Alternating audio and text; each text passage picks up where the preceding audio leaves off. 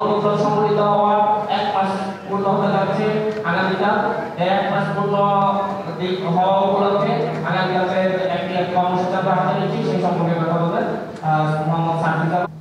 আজ থেকে প্রায় 1 মাস পূর্বে অর্থাৎ 5 আগস্ট আমাদের ছাত্র জনতার যে অভ্যুত্থানটি সংগঠিত হয়েছিল 1971 পরে বাংলাদেশের ইতিহাসে অন্যতম একটি অধ্যায়, যে অধ্যায় দিয়ে 53 বছরের ইতিহাসের একটি পরিবর্তন হয়েছে, কিংবা বলতে পারি যে 16+2 18 বছরের একটি ফ্যাসিজমের যে পট পরিবর্তন এবং পতন সেটি ঘটেছে। আমাদের জায়গা থেকে এখানে বেশ কিছু বিষয় রয়েছে। আসলে আমরা দেখেছি আমাদের এই ছাত্র জনতার অভ্যুত্থানের 1 মাস হয়ে যাচ্ছে। আমাদের যে রক্তের দাগ, সেই দাগগুলো কিন্তু এখনো শুকায়নি। এখনো সেই দাগগুলো অনেকে শরীরে নিয়ে রাস্তায় চলছে, কিছুটা সুস্থ হয়ে কিংবা কিছুটা ব্যথা নিয়ে। সেই জায়গা থেকে আমরা মনে করি যে আমাদের এই যে ক্ষত চিহ্নগুলো, এই চিহ্নগুলো আমাদের প্রত্যেকে ধারণ করা উচিত। প্রত্যেকটি মানুষের আলাদা আলাদা একটি ইতিহাস রয়েছে, প্রেক্ষাপট রয়েছে। এই বিগত 2 মাসে একজনের সাথে আসলে আরেকজনের ইতিহাসটি কিংবা অভিজ্ঞতাটি আপনি কখনো এক করতে পারবেন না, কারণ প্রত্যেকে যে ঘটনাগুলো ফেস করেছে সেগুলো একজনেরটি আরেকজনের থেকে ভিন্ন। সেই জায়গায় আমরা শুধু আন্তর্জাতিক মিডিয়া নয়, দেশীয় মিডিয়া নয়, বরং প্রত্যেককে তাদের জায়গা থেকে আমরা অনুরোধ করব, আপনারা এই ডকুমেন্টেশনগুলো করুন। আপনারা দেখুন কিভাবে নিষিদ্ধ গুলিগুলো দিয়ে আমার ভাইয়ের বুকটি ঝাঁঝরা করা হয়েছে, কিভাবে পুলিশ ওই লিথাল গুলিটি, জনগণের টাকায় কেনা গুলিটি বাংলাদেশের ছাত্র জনতার মেরুদণ্ডে বিদ্ধ করার জন্য, জীবন নেয়ার জন্য ব্যবহার করেছে। এটি অবশ্যই বাংলাদেশ যতদিন থাকবে বাংলাদেশের ইতিহাসের পাতায় এটি লেখা থাকতে হবে। এটি যদি লিখে না থাকে তাহলে পরবর্তীতে এই আওয়ামী লীগ কিংবা অন্য কোনো দল আবার একইভাবে এই ফ্যাসিজমের, এই ফ্যাসিবাদের ধারক ও বাহক হয়ে উঠবে। তাদের এটি জানা থাকা উচিত, মনে রাখা উচিত মানুষ কতটা ঘৃণা ভরে এই ফ্যাসিস্ট সরকারকে প্রত্যাখ্যান করেছিল, কত নির্লজ্জভাবে তারা যখন এই ফ্যাসিবাদটি চালিয়েছিল, মানুষ কিভাবে এই ফ্যাসিবাদের পতন ঘটিয়েছিল। আমরা চাই আপনারা এই ডকুমেন্টেশনটি করুন। আমরা ভাবছিলাম যে 5 আগস্টের পরে 1 মাস হয়ে গিয়েছে, বিভিন্নজন বলছিল যে আমরা একটি বিজয় র্যালি করতে পারি কিনা, কিন্তু আমাদের অধিকাংশ ভাইরা বোনেরা ছাত্র জনতা তাদের জায়গা থেকে স্পষ্ট করে জানিয়ে দিয়েছে বিজয় র্যালি, বিজয় মিছিল করার সময় এখনো হয়নি। এই বাংলাদেশে যে ফ্যাসিস্টের পতন ঘটেছে সেই জায়গা থেকে এই দগদগে ক্ষতগুলো রেকটিফাই করে এমন একটি বাংলাদেশকে যতদিন না আমরা বিনির্মাণ করতে পারছি, যতদিন না এই বাংলাদেশ গণমানুষের বাংলাদেশ হয়ে উঠছে, আমরা আমাদের অধিকারগুলো ফিরে না পাচ্ছি, সিস্টেমগুলো আবার নতুন করে পুনর্গঠিত না হচ্ছে, মানুষ যে মানবিক কিংবা তার সাংবিধানিক সুবিধাগুলো পায় সেগুলো যতদিন নতুন করে পাওয়া শুরু না হচ্ছে, ততদিন কোনোভাবেই এমন একটি বিজয় মিছিল করা প্রাসঙ্গিক নয়। এটি আমাদের স্পিরিটের সাথে যায় না, আমাদের এই ছাত্র জনতার অভ্যুত্থানের চেতনার সাথে যায় না। সেই জায়গা থেকে আমরা এই মুহূর্তে সবচেয়ে গুরুত্বপূর্ণ মনে করি আমাদের সেই ভাই বোনদের যারা এই ফ্যাসিস্ট সরকারের পতনের জন্য, আওয়ামী লীগের এই দুর্বিষহ শাসন ও শোষণ আমলের পতনের জন্য নিজের রক্ত দিয়েছে, জীবন দিয়েছে। গুলির সামনে আবু সাইদ থেকে শুরু করে আমার হাজারো ভাই যেভাবে বুক পেতে দিয়েছে, একটা গুলি খেয়ে পরের গুলিটি আবার নিজের বুকে নেয়ার জন্য শক্তি নিয়ে দাঁড়িয়ে গিয়েছে। এখন সময় হচ্ছে আমার সেই ভাইদেরকে স্মরণ করা, ধারণ করা।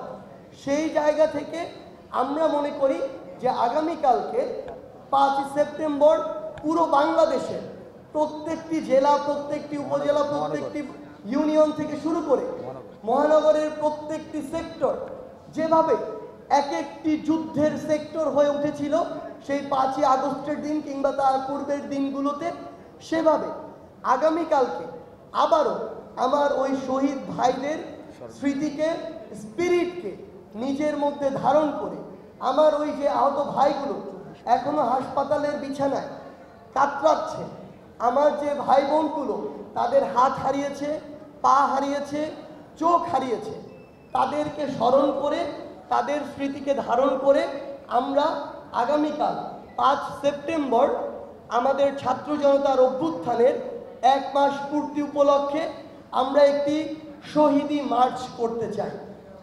এই শহীদি মার্চে আমরা চাইব আমাদের যেই বাবা মারা, যেই ভাই বোনেরা তাদের সন্তান হারিয়েছে, তাদের ভাই বোন হারিয়েছে, বিনয়ের সাথে আমরা আপনাদের প্রতি অনুরোধ করতে চাই, আপনারা আমাদের সাথে আসুন।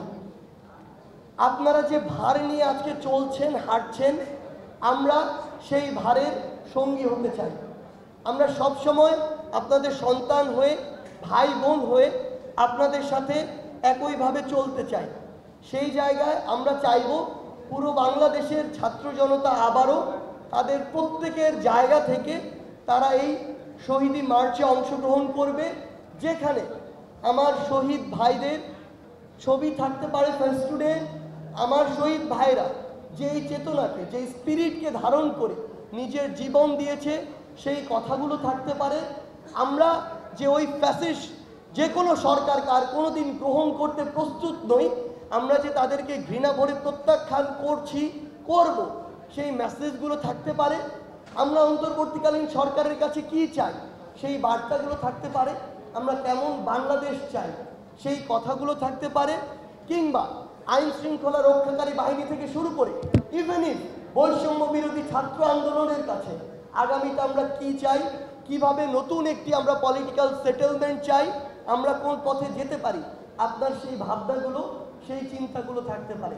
5ই আগস্ট সকাল 10টায় যখন বৃষ্টি হচ্ছিল, 11টার দিকে অ্যাপ্রক্সিমেট যখন আবার আমাদের সকল ইন্টারনেট বন্ধ করে দেওয়া হলো, কিংবা 12টার দিকে ইন্টারনেট আসার পরেও আমাদের 2টায় যখন শাহবাগে একত্রিত হওয়ার কথা ছিল, তার ঠিক 2 ঘন্টা পূর্বেও কিন্তু পুরো বাংলাদেশের ছাত্র জনতার মধ্যে এটুকু চিন্তা কাজ করছিল যে আমরা যে জন্য নিজের জীবনের রিস্ক নিয়ে শাহবাগের দিকে ছুটে যাব সেটি সফল হবে কিনা। কিন্তু তার ওই চিন্তায়, চেতনায়, স্পিরিটে, আগ্রহে, কিংবা তার ওই যে মনের যে একান্ত চাওয়া যে এই ফ্যাসিবাদের পতন ঘটাতে হবে, সেই জায়গায় কিন্তু বিন্দুমাত্র কমতি ছিল না।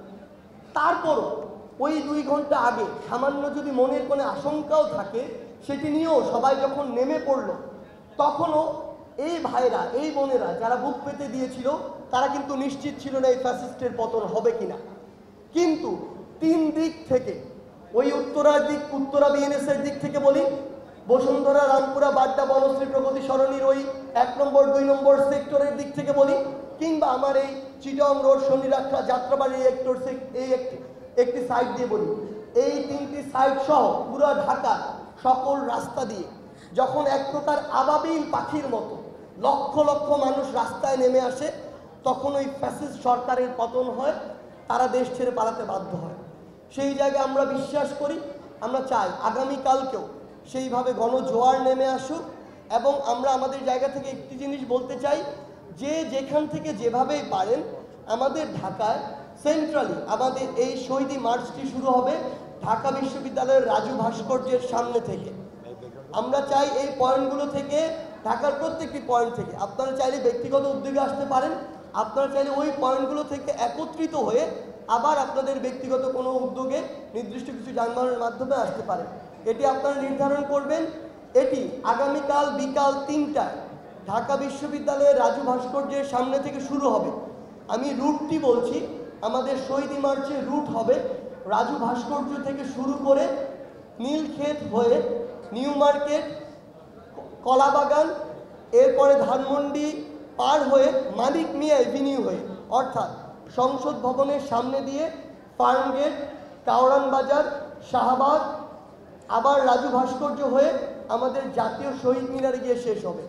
এবং সেখানে আমরা প্রত্যাশা করি আমাদের শহীদ পরিবারের একজন মা, একজন বাবা, একজন ভাই, একজন বোন তাদের জায়গা থেকে তাদের চাওয়াগুলো বলবেন, তাদের অনুভূতিগুলো বলবেন, এবং পরবর্তী বাংলাদেশের তরুণ প্রজন্মের কাছে, ছাত্র জনতার কাছে তারা কি চান সেটি তারা তাদের জায়গা থেকে উপস্থাপন করবেন।